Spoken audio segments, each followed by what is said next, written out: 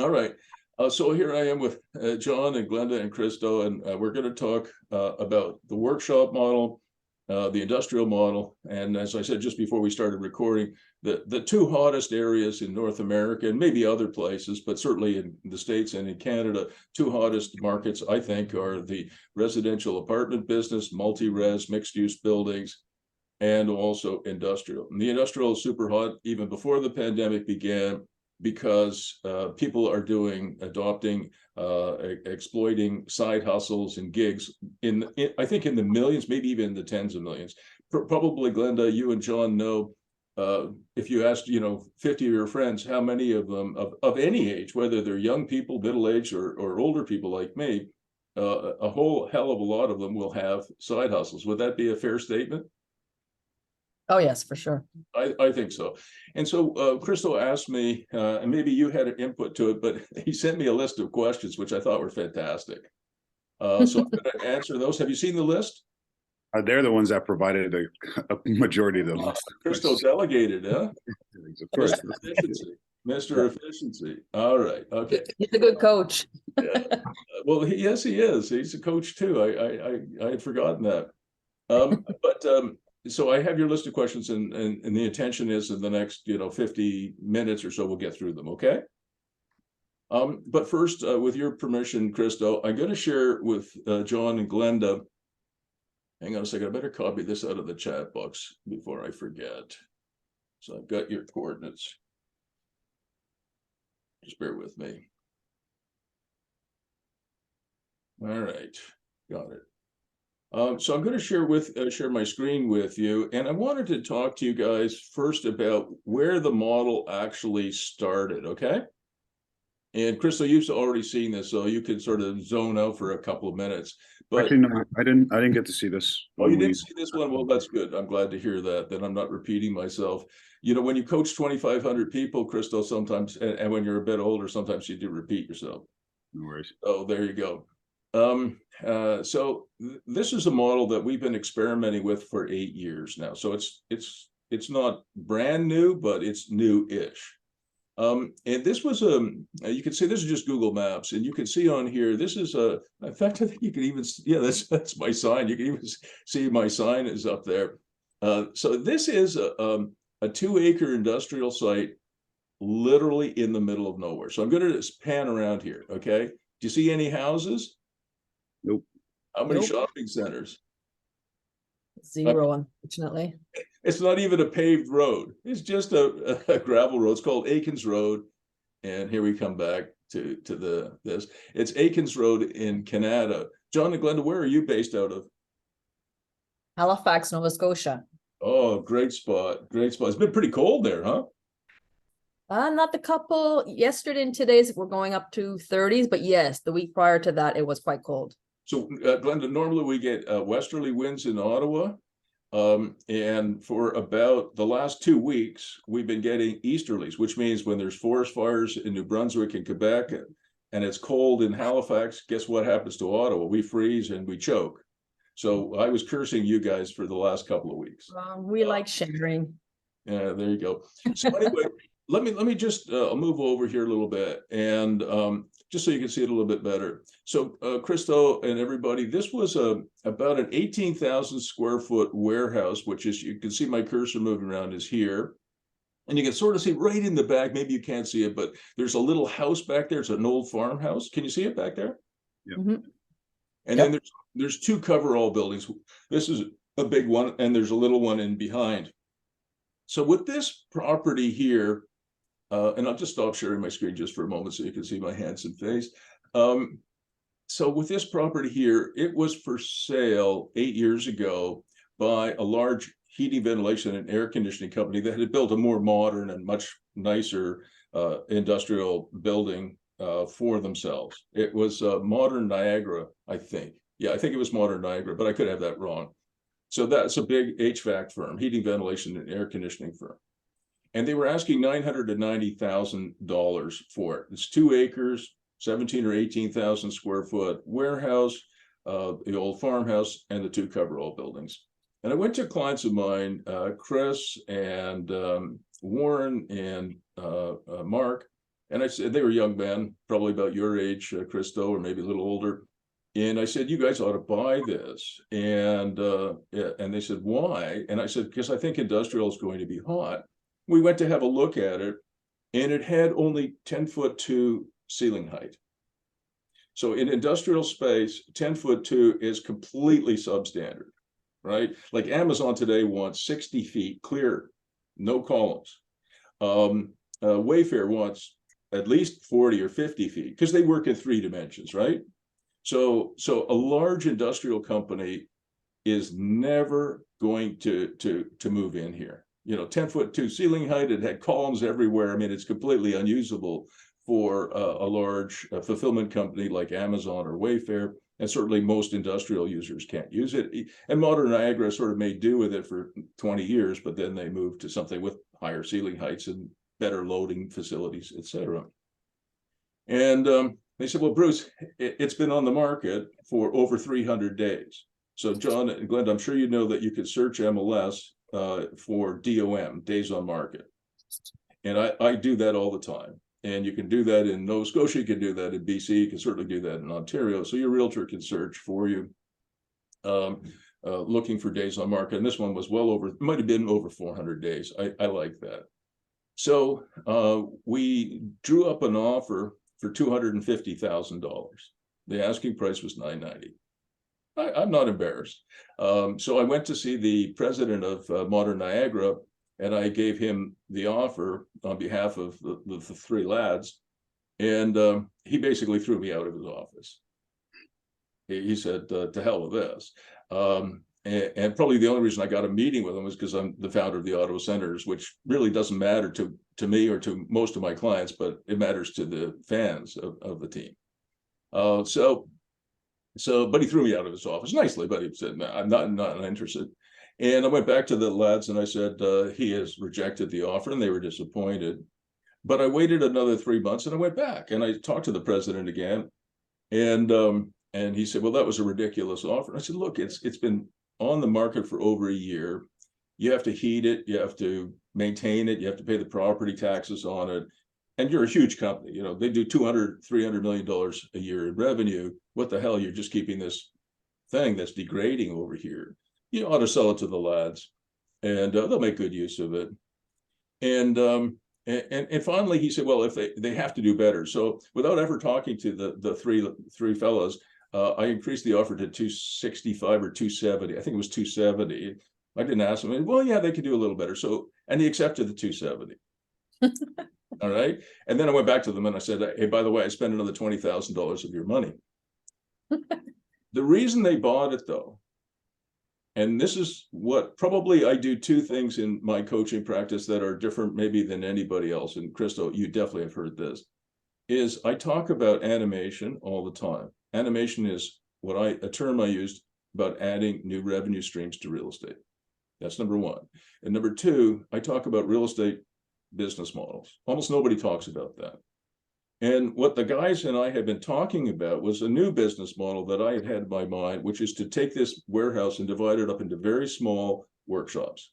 In their case, 400 square feet, 800 square feet, I think 1,600 square feet. And I think the largest was about 6,000 square feet. So divided up into small workshops, because even back then, people were starting side hustles by the thousands, maybe tens of thousands. And also because a small entrepreneur, a gigpreneur, certainly doesn't need 60-foot ceiling height, and most, if you're a carpenter, a timber framer, and I think one of the questions that you 2 guys put together was, what are the kinds of tenants that we have? And I wrote that down somewhere. Okay, I'll just give you a list here. The type of tenants. Technology is one of them. So people who are doing light technology assembly. We have in Akins Road, which I just showed you, we have somebody who does tech prototyping. So they have lathes and computer controlled machines, but again, they don't need 60-foot ceiling height. They're fine with 10'2" ceiling height and smaller spaces. So tech. I got in one of my buildings that I own, I got a group that trains dogs. Really, they actually train the owners. Another one, I've got a golf simulator in one of mine. A timber framer, a boat builder. A guitar maker. Did you know that there's a thing called cigar box guitars? No. I did not know that. I mean, this guy he's a craftsman. He buys these incredible cigar boxes from all over the world, and he makes guitars out of them. It's a thing. Yeah. I didn't know that, but it is. So I've got a guitar maker. I've got a woman who makes handmade soaps and sells them wholesale across the States and Canada. I got an importer exporter. I think they handle hot goods. If you know what that is. Yeah. You know, you can get fat bikes from them one week and the next week something else. Who knows where they get them from? I got another young man does kitchen and bathroom installations and fabrication. I got a handyman. I got a carpenter, and I got a sports enthusiast who has kayaks and all kinds of other things. And he's made his workshop into a man cave, complete with pictures of naked women. So I apologize, you're not going in there, Sharon. Sorry, Glenn. So you get all kinds, right? And you also asked a little somewhere else on your questions that you know, what's the insurance like? I have a very, very good insurance lady. Her name's Kim Coker, who does all of the insurance for me, and she's fantastic. And we got very, very good insurance. And there are only, I think, 2 exclusions. One, no welders, and no potters with kilns. And the reason for that is welders constantly are lighting the buildings on fire, and kilns do pretty much the same thing. All right. So with insurance, you probably have. Sorry, Bruce, you said kilns? Kilns, Kiln. These are what potters use to fire their pottery. Oh, I see. Okay. I have no idea what the temperature is, but it's probably pretty hot, and they constantly burn down their buildings. Okay, gotcha. So I've had a welder apply for a workshop, and I've had a potter as well, and I have to turn them down. So there are some exclusions. Okay.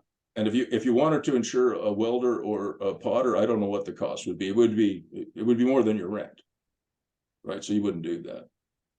So I'll just show you some more pictures, all right, of Akins Road, just because I think it's worthwhile. It gives you a better idea of what they've been doing. So this is just a slide deck.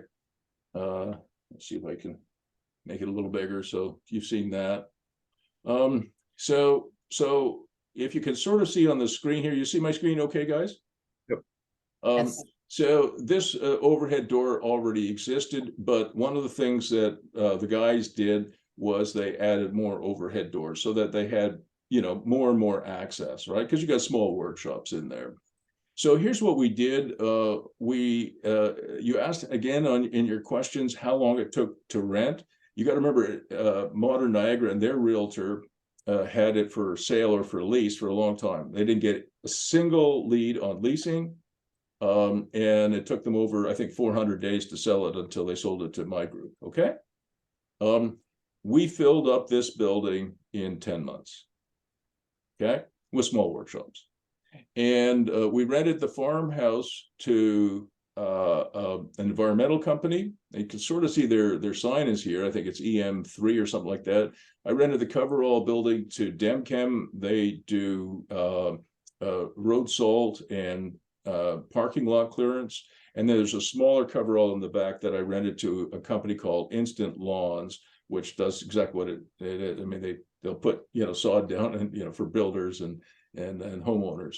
So it took us about 10 months to have this entire thing leased, which was pretty good. And you can hear some pictures inside. So this workshop over here is probably 400 square feet. This is one of the bigger ones. I think that's 1,600 square feet. This group here does tech prototyping. This group here, I think they're just carpenters. And you can see this is one of the overhead doors that they put in here. Again, you want larger corridors. It's not like an office building, you know, or a multi-res building with 3 or 4 foot corridors. You have to be able to run, you know, forklifts in and out. And you can see that the ceiling height is 10 feet. It's not 30 feet. It's not 20. It's 10.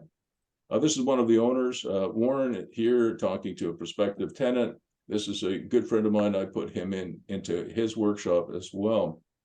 And I'll stop sharing again. and just to give you the economics, so they bought it for, I think, 270, and they put $450,000 into the building. So they ended up at about probably just under $800,000 invested in the business. 3 years after buying it, they had it appraised, and the appraisal came back at 2.6 million. Based on the rent or based on the? That's an excellent question, because that was in Glenda and John's questions. When you do commercial appraisals, I'm sure you guys know this, and multi-res now is the same. A duplex would be the same these days.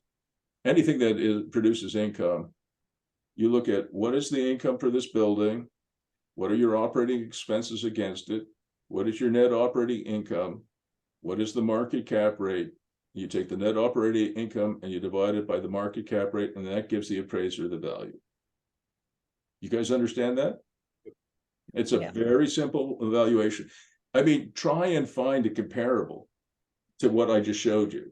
That would be almost impossible, right, Christo? Yeah. I mean, in the project that you're working on, which is fantastic, I love it. How many comparables would there be in the neighborhood? I mean, none. So you could use a cost approach. You could use a cost approach if you wanted to, and you could use a comparable approach if you wanted to, but they would be very difficult to justify. So it's income approach. John. The market cap that you utilize to figure out the potential value, divided over the NOI, is that like an industrial market cap or a residential market cap? So do you know CBRE, John? CBRE, yeah. Yeah. CBRE is a international firm. It's quite big. And they produce free cap rates for the United States and Canada, free. You can download the reports from their website. You know, what are the market cap rates, you know, for Canada? What, you know, and I think for the States, they probably do it by state. Canada's, you know, I think California, Florida, and Texas are all bigger than Canada. So they probably don't do the US, they probably do California and Texas. And for all I know, they do LA and nothing else. But for Canada, you can download for free their market cap rates. And they'll give you market cap rates for different markets across Canada and different sectors. So multi-res, industrial, office, retail. I mean, and you just use it. And you didn't quite say it right, John. You take your net operating income and you divide it by the market cap rate, not the other way around. Yeah, that's what I meant to say. I just no, it's okay. I just want to make sure, you know, my job is to make sure that we do it right. And I can show you how that calculation works, but I just wanted to make sure you understand that. So it's a fairly simple thing to do. And one of the things that I think I've mentioned to Christo before is that for the people I coach anyway, before they hire an appraiser, they do a slide deck these days. And in that slide deck, you have the pictures of everything, you know, the before condition of the building, the after condition of the building, nice pictures of horrible pictures of before and great pictures of after, right? Yeah. So you take lots of pictures and video these days, pictures of the properties that you bought. What do they look like on the day you take over ownership? And then you show pictures of all the improvements that you've made.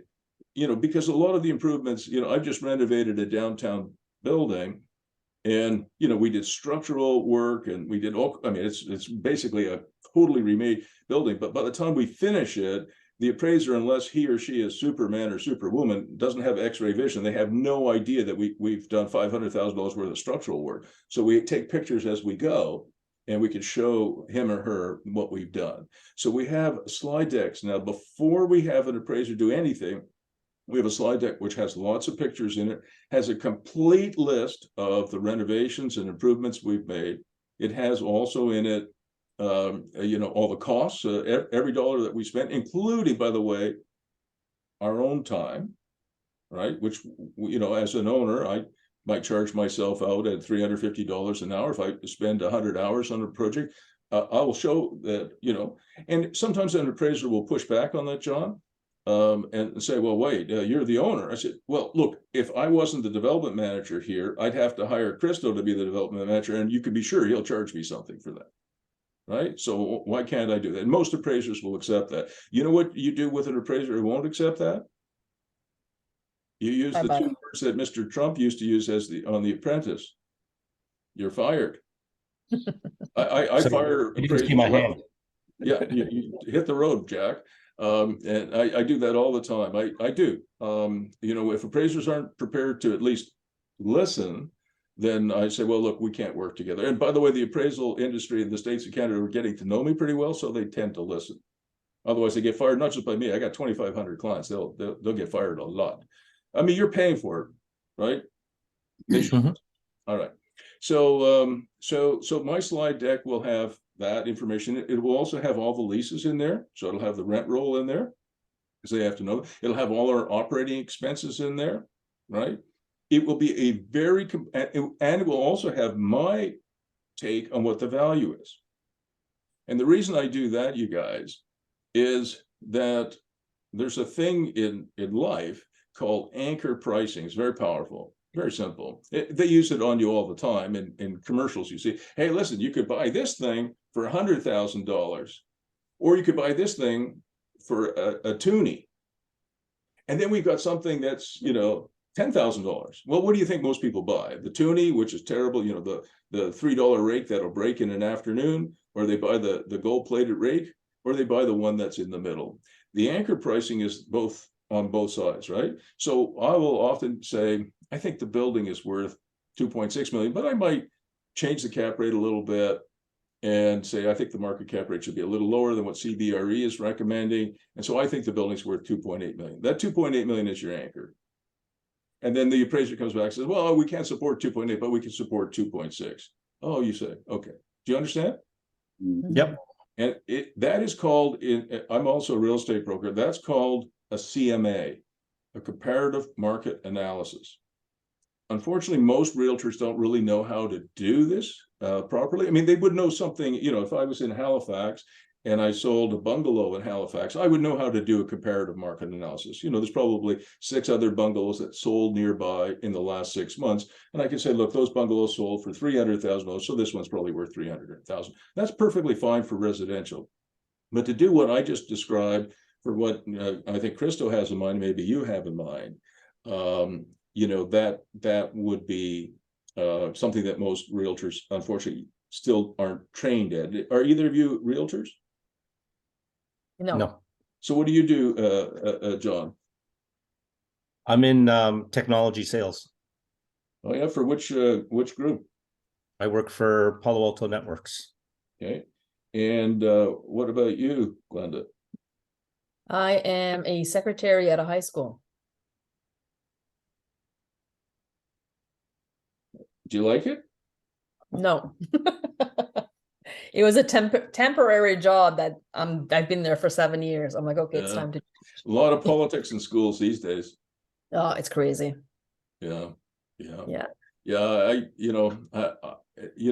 If somebody were to offer me a job, not that anybody would offer me a job, but if somebody were to offer me a job, I'd be the worst employee ever. It's tough these days. I don't care whether it's school or it's government or private sector. There's so much office politics. It's terrible. And Mhm. then we've got the parents are mixed. I said we have the parents that are also mixed in. It's like you can't you've got the administration pulling this way, parents pulling that way, and you've got your principal pulling this way, and your vice principal that way, and it's really tough. Yeah, it is. So I guess your objective is to exit, right? Yes. I'll put this in the chat box. You'll get a kick out of it.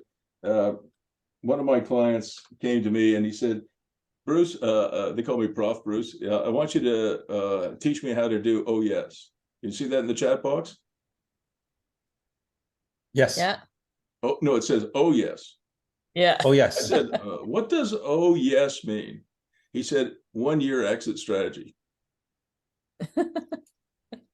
And I said, oh, that's so good, I'm going to steal it. So I got his permission to use it. So I use it in my coaching a lot. That typically, Glenda, the people I coach anyway, usually exit their employment situation within 1 to 2 years. Okay, I wish it was 1 year, but it's often 2. Yeah. So now I don't want to overpromise and underdeliver, but that's kind of what we do. All right. So let me see if there's something else I should probably show you. I should show you one other client of mine, what he did. Crystal, I think this one I think I did show you, but in case I didn't, you'll see it again, or you see it for the first time. So this one is this is in Waterloo. It's another one of these weird things that worked out really great. So this is a client of mine. His name is Shaddilac. He's originally from Palestine, came to Canada as a boy, and loves real estate. He's very successful, and so I like his first name Shaddy. So I call this we call this Shaddilac workspaces after Cadillac. You know, Shaddilac. So we call it Shaddilac Workspaces. And this is a building here. I don't know if you can see it okay on your screen, but this is a building here. It's very long and skinny. It's about 80,000 square feet. All right. Mm-hmm. And it has its ceiling height is a little bit better than the other one, but not much. It's 11 feet instead of 10.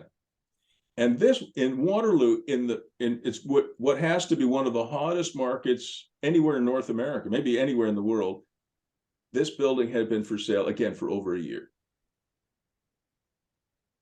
80,000 square foot industrial building in a super, super hot market. The owner couldn't sell it because it was a substandard industrial building. So Shaddy, when he showed it to me, said, I don't know, I just like it, but I don't know if I could buy it, but I might just sit empty. Like it had been empty, I think, for 5 years. So I said to him, oh, this was just right after we did the Akins Road thing, which was really doing very well. So I said, oh, Shaddy, you should buy this thing. So he did, with the model in mind, the gig model in mind, the small workspaces. He bought it for $1.2 million. Nice. 80,000 square foot industrial building. That works out to $15 a square foot. You cannot build anything for $15. You can't build a doghouse for $15 a square foot. In Waterloo, it was a steal. I mean, I thought the Akins Road was historically good, but this was fantastic. And within a few days, he was busy fitting it up for small workspaces. This is a picture of the inside. So you can see it doesn't have much of a ceiling, a little bigger than the other one. But can you see the columns down the middle? Mm-hmm. And again, for an industrial user to bring his or their forklifts here and try and stack stuff and do stuff, not a chance anybody would want it. But think about it, for workshops, it's perfect. Yep. So if you have a good real estate business model, it's like having the iPhone, right? I mean, really, in a way, because the iPhone is a good product, but it's the business model in the iPhone that makes real money, right? The iPhone's a platform for revenue generation. So I said, oh, this is fantastic, Shaddy. So I said, yeah, we're just going to put a bazillion of these little workshops in there. And this was Shaddy. He was, as soon as we talked about it, he started sketching out how he's going to divide it up along the columns. And he bought the thing. And within days, he was doing this, right? Using metal studs as opposed to wood studs. And his typical workshops are 400, 800, and 1,600 square feet. They're just all down the road like that. Just a couple other pictures of what they look like. And so he bought this building, as I said, for $1.2 million. And he put just over $1 million of fit up into it. So he ended up with about $2.2 million invested in it. Very, very strong income. As fast as he could build these workshops, he could rent them out. And so he ended up with about $2.3 million cost base. And again, 2 to 3 years into it, he got it reappraised for over $9 million. Wow. That is life-changing. That would get you out of your secretary job, Glenda. Oh, yeah, very quickly. And now the one thing that Christo knows really, really well, I don't know Christo super well, but I do know this about him. He doesn't buy retail, he buys wholesale. And you remember I mentioned CBRE because they do really good market research. They do.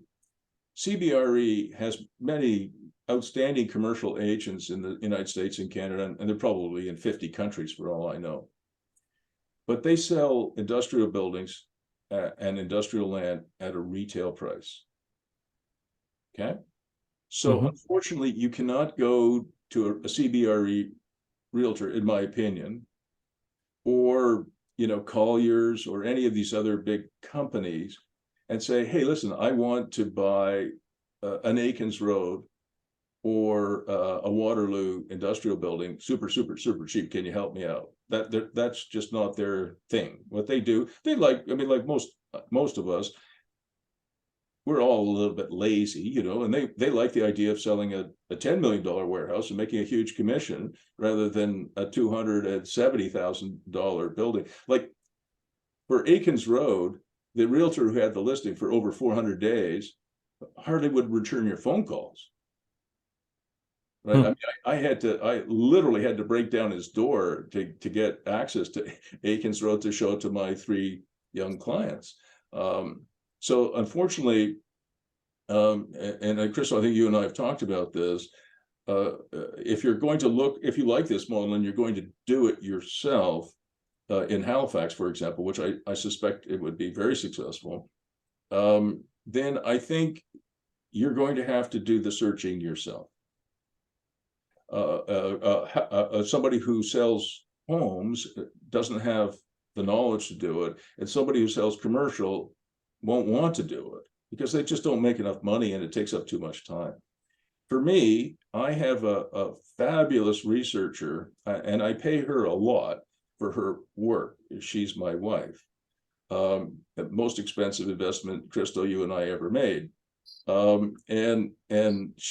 was a biomedical researcher. She has incredible patience, and she's a very good researcher. And I can tell her what I'm looking for, and she will spend, hours, days, weeks, and months till she finds the right thing for me and for us. And people often say, "Well, just call my realtor."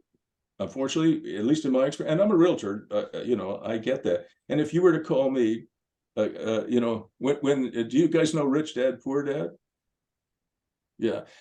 Not a very good coaching program, I don't think. But if there's a Rich Dad, Poor Dad conference anywhere near Ottawa, within a few days, I will get calls like this. Hi, Mr. Firestone, how are you doing? Good. Who's this? My name is Bill. Okay.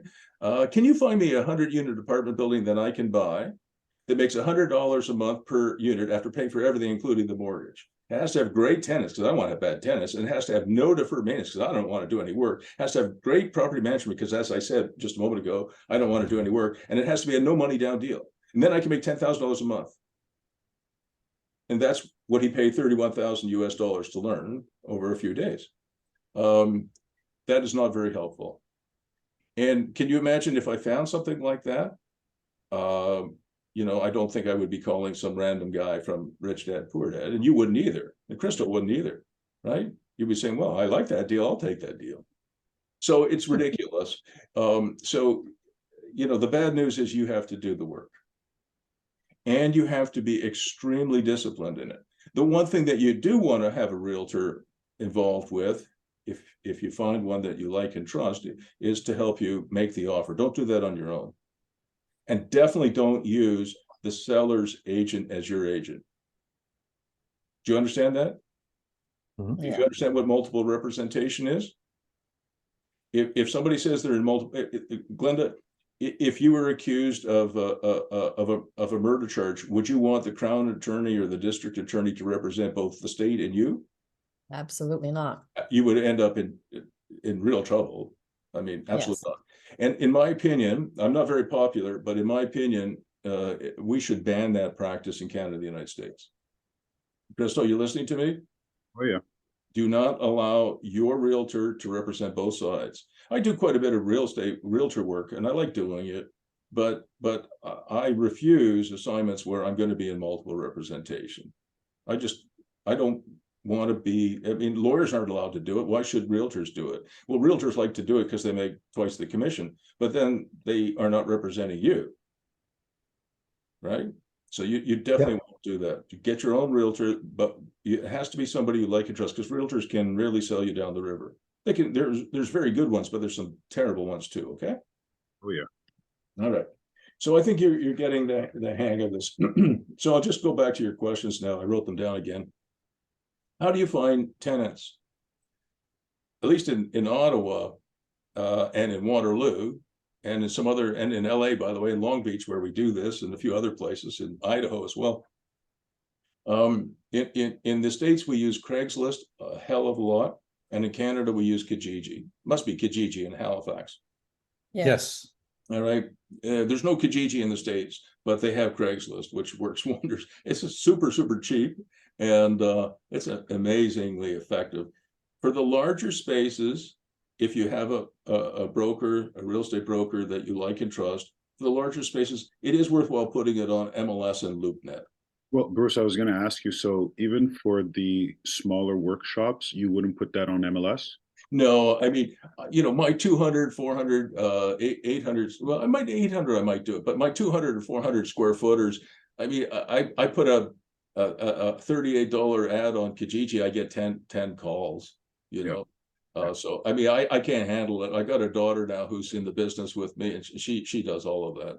So you asked, I think, John and Glenda, you asked about my vacancy rate for the workshops that I'm running and that Shaddy's running, and then I've got a few lads in Idaho and Long Beach and a few other places that are doing it.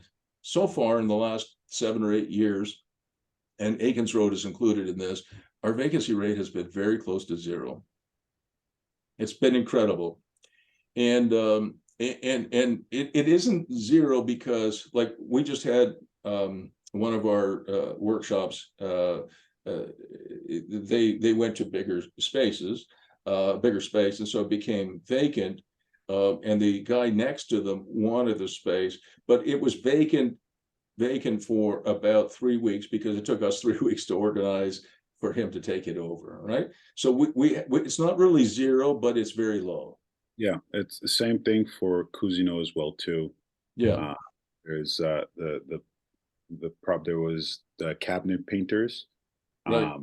Were there on the smaller industrial, and then one of the bigger ones in the far end was a HVAC company, and they were leaving, and then the cabinet painters ended up taking that.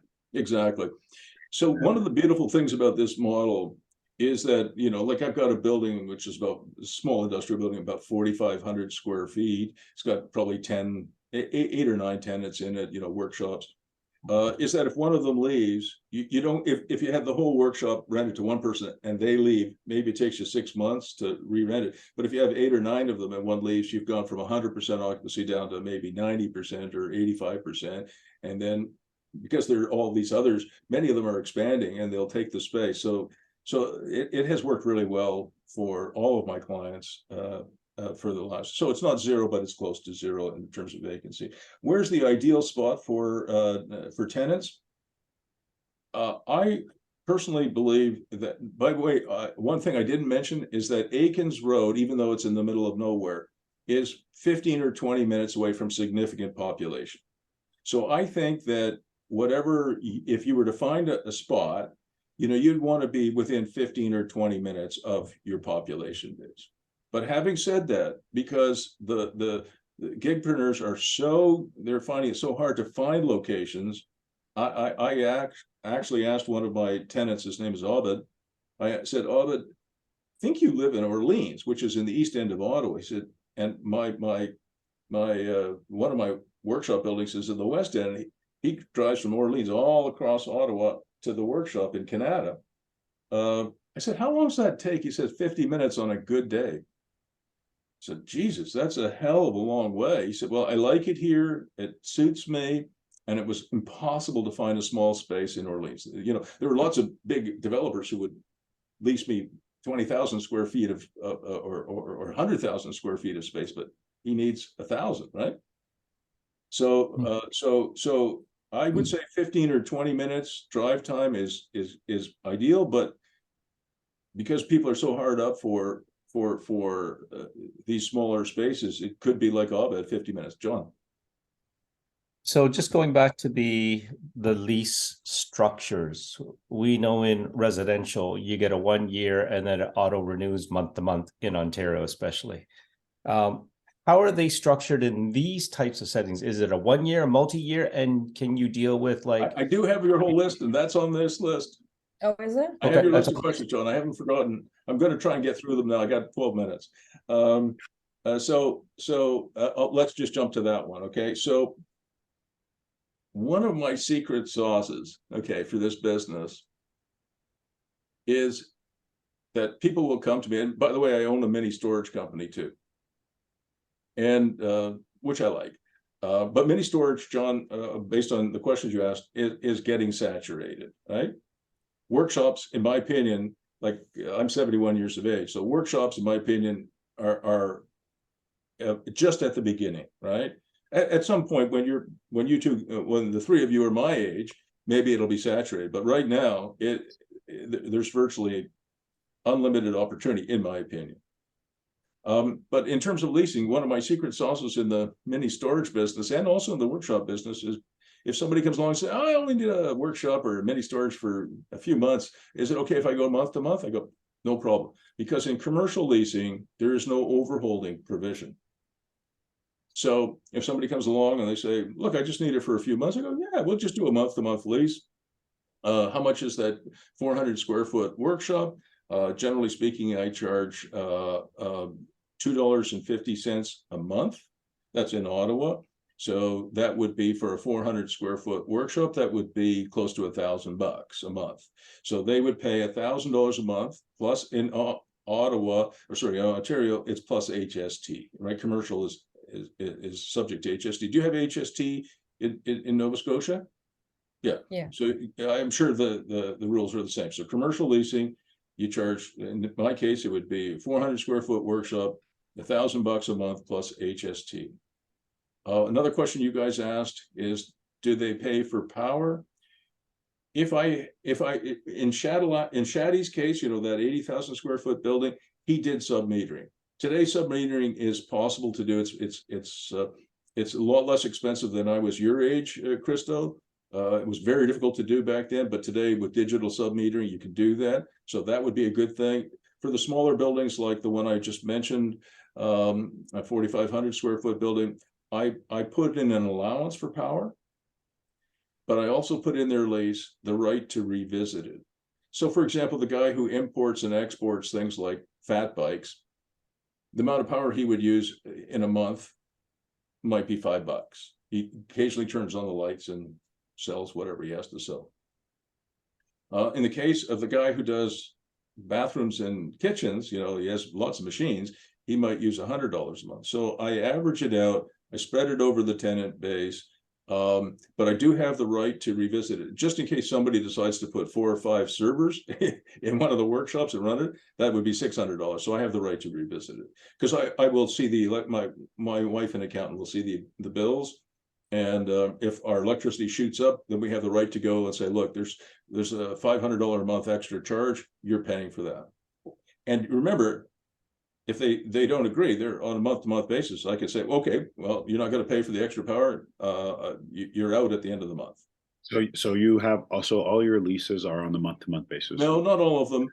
Some of them, the longest lease I would have in a workshop, this is just me talking, you guys make up your own mind. As your coach, I'm not your boss, I'm just your friend, hopefully, and an advisor. You're the boss here. But the most I will go is 2 years. And so I've got some on 1 year leases, some on 2 year leases, some are on month to month. So I would guess, Christo, probably 2/3 of them are month to month. A third of them, less than a third of them, a sixth of them probably are a year, and the occasional are 2 years. But I won't go longer than 2 years. I just don't want to, do that. And it allows me to keep them in line, because if you sign a 5-year lease and something goes wrong, you're stuck with them for 5 years, right? If they start to misbehave, because when you have we have these communities become very, very supportive communities. You understand? But if you have somebody who's acting out for some reason, maybe obnoxious music, obnoxious parties, who knows? The man cave could get out of control, right? Yeah. In one of our buildings, we have a golf simulator club, and as long as they behave, they can stay. But if they start to misbehave, I don't want any violence in my, I want a supportive community, and that's one way of doing it. So You asked, when is the market going to be saturated? One of the ways we do market research is we do something called guerrilla marketing research. So for the boys in Long Beach, the guys in Boise, Idaho, some others I coach, what we do is when they're contemplating this, they'll actually run in the United States, they'll run Craigslist ads, they'll put it on MLS, they'll do all kinds of other things where they'll test out the market before they start to subdivide it. Because you don't know whether that market, in Long Beach, the market is bigger. I mean, Long Beach is a huge port, right? That market, you'll probably find most of your workshops are 1,500 to 2,000 square feet, and some might be 5,000 or 6,000 square feet. In Waterloo, the sweet spot seems to be between 800 and 1,600. In Ottawa, it tends to be smaller. At least that's my experience. All right, so you don't know that, right? So you have to actually run ads and see what you get, right? Yeah. It's like, John, it's like selling vaporware. Yep. All right, so that's what we do. In terms of due diligence, which was another one of your questions, we on every property, and if I was coaching you guys, if you wanted more coaching from me, that's what I do. I like doing it. I do charge for this, right, Crystal? Sure. But I mean, that's what I do. And what is free advice worth? Nobody listens to you. So I do charge. I don't charge very much, but I do charge something. So what a lot of my clients do, because whether it's Long Beach or Idaho or BC, is they put Zoom on their phones, and I can walk through a building with them in Long Beach without getting on a plane, right? So what we do is we do exactly what we're doing here. When my clients are going to buy a new building or thinking about it or buying some land, we'll have a Zoom meeting, and in 20 or 30 minutes, I can walk through the site with them, and we record it. And I can say, okay, well, what is the highest and best use? We talk about the zoning.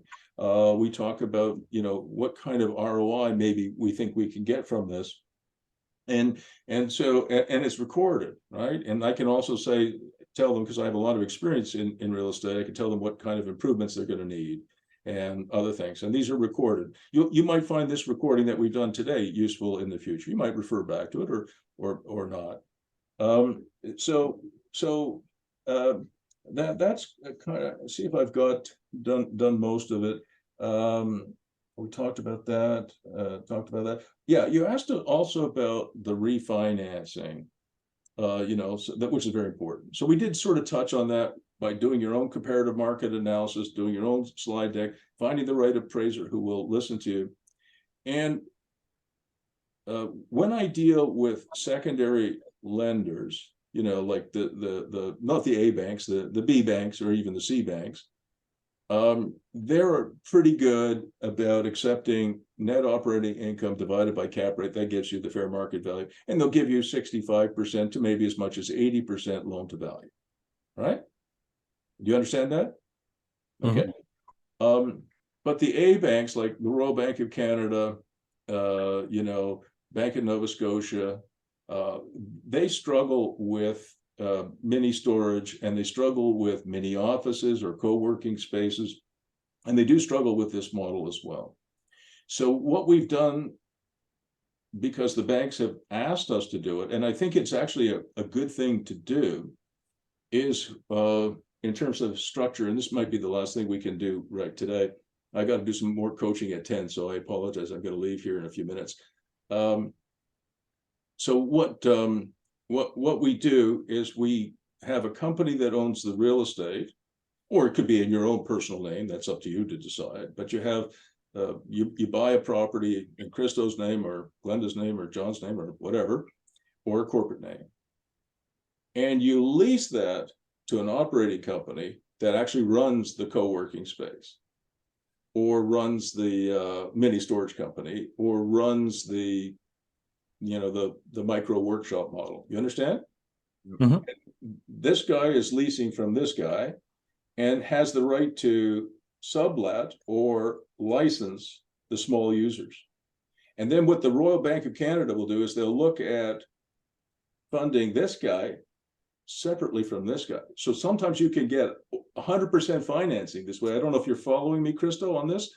But Oh, yeah. it's friggin' a miracle thing. And I can't take any credit for it. It was Wayne Kendall, who was a royal banker way back in the day when, because I've been doing this a long time, he suggested it to me. And I thought it was a bit of, smoke and mirrors. So you're saying so the holdco that owns the real estate will lease it to the opco, and the opco is the one that's going to get financing and can get No, 100%. that's the cool thing.